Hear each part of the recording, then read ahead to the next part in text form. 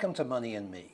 My guest this week is best known these days as one of our leading property developers. But as you'll find when we go back over his life, he's had lots of different roles and been successful in all of them. His name is John Howard. John, welcome to Money and Me. Thank you.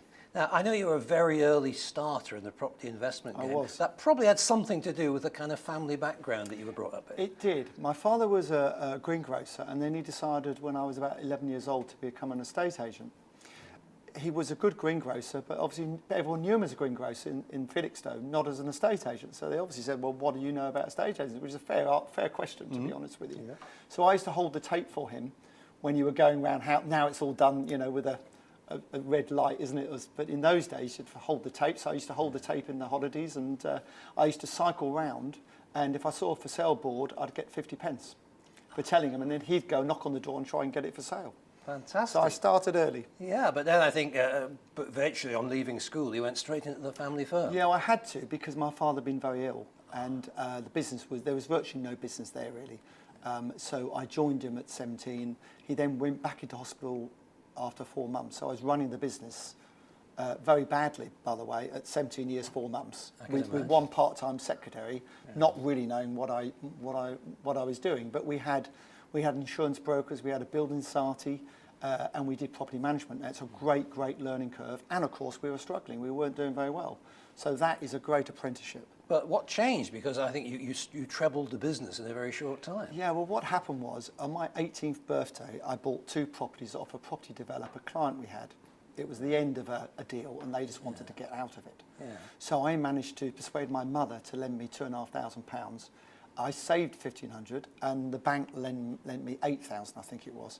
In those days, you'd go to the bank manager and he'd actually say yes. So that's what I did. And I bought and sold one of them very quickly. I sold it to the sitting tenant, which is always quite a good trick if you can do that in those days. Yeah. And I moved on. And I always say when I do my seminars, if you're borrowing money from family, always make sure they get a good interest rate and they get a share of the profit. Because guess what? My mother wanted to lend me some more money. Yeah. So she lent me some more. And after 2 or 3 deals, I didn't need her help anymore, bless her heart. She's still alive at 92 and wants to know what I'm doing, and it went on from there. And then when I was 19, the business had improved a bit, but my father wanted to sell it. We had a buyer who then fell through, so then I bought it off him. He didn't want to sell it to me because he didn't want me to fail, which is sweet of him. And I changed the name straight away, and then I sold it 4 years later. Wow! So that was kind of an apprenticeship in the whole kind of property world. That stood you in good stead. The very best you could have, Graham. Yeah. The very best. Yeah. Okay. But then you went off and did something totally different in the football world. Well, what happened was my school report said, John, there's more to life than football. But actually, about 8 years later, I ended up owning part of a professional football club. So they weren't quite right. They were nearly right. So I met my main backer, and I still deal with the family now, when I was 24. And we rapidly bought quite a lot of properties and quite successfully. So by the time I was 25, 26, I've always been a football fan. Every football director is a frustrated footballer. And I managed to get involved with Cambridge United and become a director. At the time, I was one of the youngest directors in the Football League. But most people, let's face it, once they go into being a director of a football club, it's like digging a great big hole and pouring money into it. Now, don't tell me you actually made money out of the beautiful game. No. I was there 18 years, had a fantastic time. 4 of us really ran the football club. And we went from the bottom of the 4th division to the playoffs for the Premiership, which was an amazing achievement for a club with 5,000 gates, at the most 5,000 gates. I had a fantastic time. I learned a lot because, of course, when you're in property, you only deal with property people. But there I was at 25, 26, sitting around a boardroom table, all different types of businessmen, who I had to work with. And that was different for me, and it was good for me. And we had a great time. We were very disciplined, and we never really put very much money in. Once we put the initial capital in, we were very disciplined. And then, of course, 18 years later, or certainly 15 years later, I stayed another 3 years, I bought the ground, which didn't go down very well. But I had been there 15 years, and the club needed someone to buy the ground and lease it back to them for 50 years, which is what myself and my partner did. Okay, Yeah. so effectively they got a whole load of capital that Yeah. they could use to build a team, Yeah, and well, you to, became their landlord. to reduce the debt and all the rest of it, and I became the landlord, which was a bit weird, having sat there for 15 years, and then obviously the next 3 years I was the landlord, and things changed, and I eventually got ousted off the board, which is the only time that's ever happened to me. I thought there was something a bit odd when I went into the board meeting that night, that no one was talking to me, which, when you know, and most of the directors I'd worked with for 15 years had already gone. So I knew something was up. But isn't there a parallel here between football and politics, that all the careers end in failure? Well, I think it's a bit like being a football manager. You're going to fail at some point. Right. Yeah. But I guess you continued your property development career during those football years. Oh, yeah, very much so. Very much so, yeah. But then you saw the 2007-8 crash coming, which so many people didn't. What did you see in terms of reading the room? We've survived. I've survived 3 recessions. Yeah. So there's a few tricks. One is, for instance, and I say this now and again, one is car sales. So when car sales start declining rapidly, property normally follows. And when car sales start going up, get back in. So it's very simple, I know, and normally it works. At the moment with diesels and so on, it's a bit different probably this time round. But and interest rates are incredibly low. And we were talking earlier, Graham, I mean, interest rates, you remember 10 or 15%, as I do. Yeah. I mean, some of the developers today don't know they're born, to be honest with you.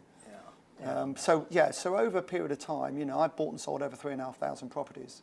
So I've been active all the way through my career. The only thing I have never done is really buy in London, which obviously I regret now. But of course at the time I didn't have enough money probably and to buy in London, whereas you could buy outside a lot more. And I always believed in spreading my risk. Yeah. So we bought all over the country, not just locally.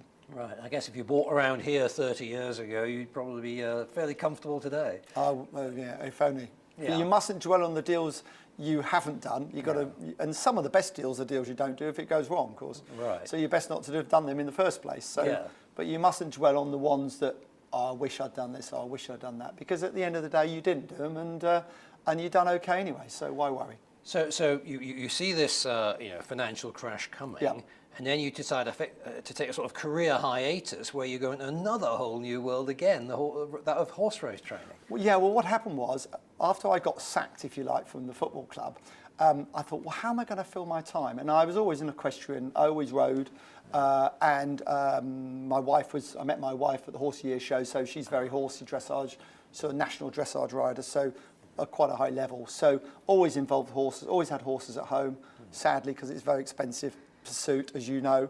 And I've always been very interested in training racehorses, and wasn't but about the racing itself on the day. It's all about preparing, a bit like a football club, in as much that you're preparing the players for the Saturday game, and so it's a bit like that. And I enjoyed it, but it's a very, very tough game. And what happened was I did it for 2 years. Do 2 years to get your license.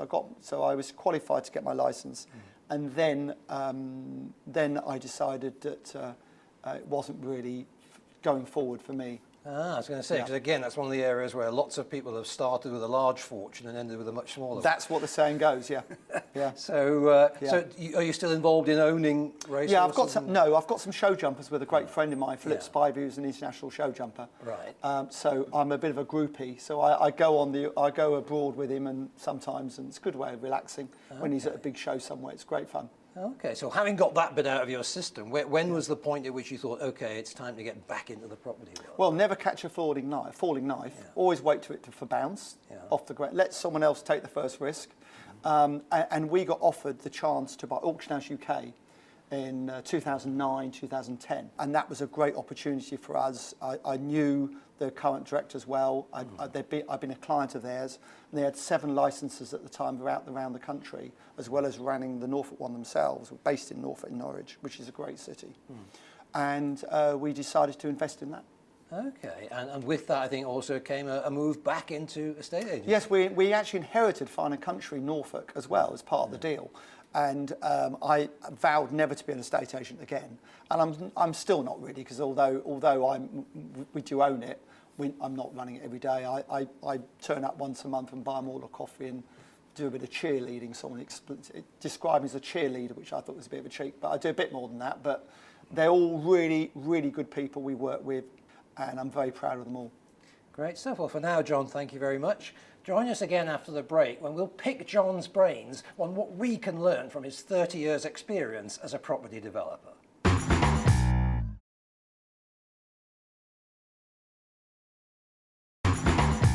Welcome back to Money and Me. In part one, we learned about John's varied career, but the one thread that's run through his entire life has been property development. So let's see what we can learn from his 30 years experience.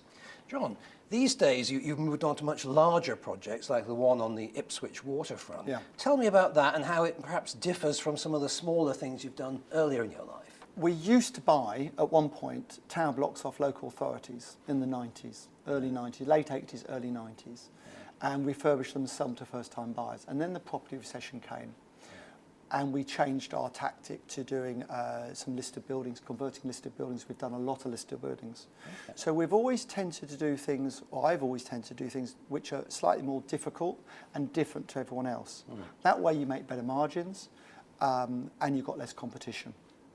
So the one in Ipswich, when I saw the work had stopped in 2008, 150 flats, it was in a shell form. I kept looking at it till 2014 thinking, is it time to buy it? Is it time to buy it?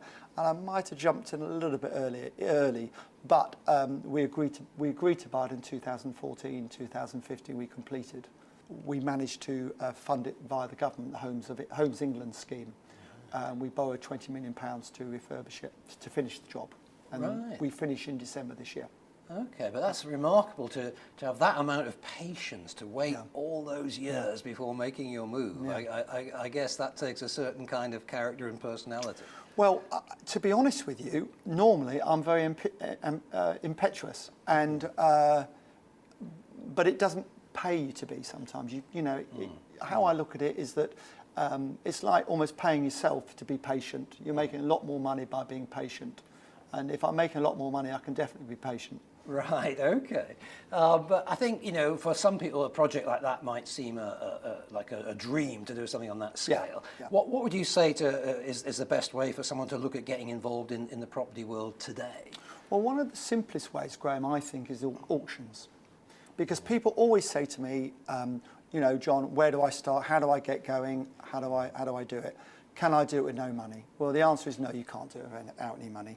You either need a backer or you need at least 25 to 30% deposit. And if you haven't got that, then I know people will tell you you can, but it's very, very difficult. And I don't want to mislead anyone. So having got a deposit or a backer, I think auctions is a great route. And the reason I say that is because the catalogue has got the deals in there already. Yeah. You can go, look at them, you can practice without actually buying. You can look at them and go to the auction and see what happens, get involved. And I think it's a great way to start, especially if you just want to keep it simple to start with. Just do a property up. So buy something that needs a bit of refurbishment, refurbish it, sell it, and go again. And would you propose that people should be doing that refurbishment work themselves to save money? Or? If they've got a talent for it, yes. But if not, you're not actually going to be saving any money because the standard needs to be good these days. You can't do if you wouldn't want me doing it, that's for sure. So my wife says I can't even screw a doorknob on. So you wouldn't want me doing it. You're far better to be out there looking for the next deal and let someone who knows what they're doing do it. But you must be disciplined with them. You want to know exactly what it's going to cost before you start. You want to have an agreement of what you are going to be doing. Don't just tell them, "Oh, just get on with it." You need a fixed price and get it organised. But you talked earlier on about waiting 6 years to pounce on this project in Ipswich. One of the things I've seen in an auction room is people start getting emotional, they get connected to a project, they've done all the work, they want it, and they start bidding ridiculous amounts for it. Well, with Auction House UK, which we built from seven franchises to 42, and I sold my shares last year, #1 auction house in the UK in the end. What we found was Homes on the Hammer were a great help to us because every morning we're on. It increased so many more people getting involved, and these people, amateur investors, but they need education. And unfortunately, some of them just go along thinking you're going to get a cheap bargain, and actually you could buy something cheaper down the road. On occasions, not always. You've got to pick what you buy. But also, I mean, I know you're increasingly involved now in education for people because, I see a lot of people who don't, they're coming into this sector not even knowing about some of the major tax changes that have gone on in recent years, for example. Are you seeing this kind of a lack of knowledge? Very, very much so, and it does concern me. It really genuinely concerns me because what I don't want to do is mislead anyone. And actually, sometimes they might look at it and think, actually, it's not for them. In which case, you've done a good job because you've stopped someone getting in all sorts of financial difficulties. Because not everyone will make a good investor. Not everyone will make a good property developer. You know, there's some fantastic property developers out there, a lot more successful than me, but there's a lot that aren't. But also, I think there's a kind of caveat emptor here, which is, be careful who you get your training from. Because I speak at a lot of these property investment shows, and some of these so-called gurus there are peddling strategies that might have worked a decade ago, certainly wouldn't today. Well, I'm told, and all this is a bit new to me, because 40 years as a property developer, I'm hard-nosed, and it's interesting, but there seems to be an awful lot of people who have been on some courses and then decide that they're experts. With all due respect, they're not experts. I learn every day. Every day, every day's a school day. You learn something new every day, and that's after 40 years. Okay, so how do you try and sort of structure the training when you get a group of people coming to your kind of events? What are the main things you think you need to focus on? So, I start off with the basics, but I don't treat them like children. I expect them to be able to write down themselves any information I've given them that they find interesting and they think will help. I give them examples of how I've done it right and how in the past I've done it wrong. And I treat them with respect, but also straightforward. So if I think this isn't going to work, I tell them. If they say to me, look, well, John, I want to do this, I might say, well, don't do it. It's not a good idea. So I give straightforward, honest advice. They may not always like what they hear, but it's normally right. Okay. I think we couldn't talk about the whole kind of property world without divorced from the economy, which of course is linked to politics, which brings us to the famous Brexit topic. Yes. What are your thoughts on where this is all going to end up and how it might impact the property market? Well, it's very interesting. I'm chairman of the Ipswich Conservative Association, so I've got a bit of a foot in the door at Westminster. And certainly outside London, it's not had a massive effect. Certainly, there are plenty of people buying property outside London. Inside London, I know it's a bit different. It's like a different world almost, and it has had a bigger effect. But then you've also had stamp duty. We've had foreign investors not buying anymore for the moment. So it's not just Brexit. Right. But outside, most people outside London and outside Scotland voted to come out. So actually, they're all very positive, of course. Yeah. So it's very, very interesting. So I guess the corollary of that would be that probably outside of London's the best place to be looking for property deals at the moment? I think it's the safest place. Although, of course, there's nothing wrong with a bit of turbulence in property, as you know, Graham. So actually, there's opportunities. If there's uncertainty and you're certain of what you're doing and you're certain of what's going to happen, you can make more money out of a difficult market than you can out of a very hot market. But of course, for me, the kind of watching this slow motion train wreck unfold in Westminster, one of the things that never seems to get enough attention is the possibility of a snap election and a change of government. And if we're to believe what's being told at party conferences and things, we're into things like rent controls, capital controls, and all the rest of it, which could massively impact. Well, if Labour get in, God help us.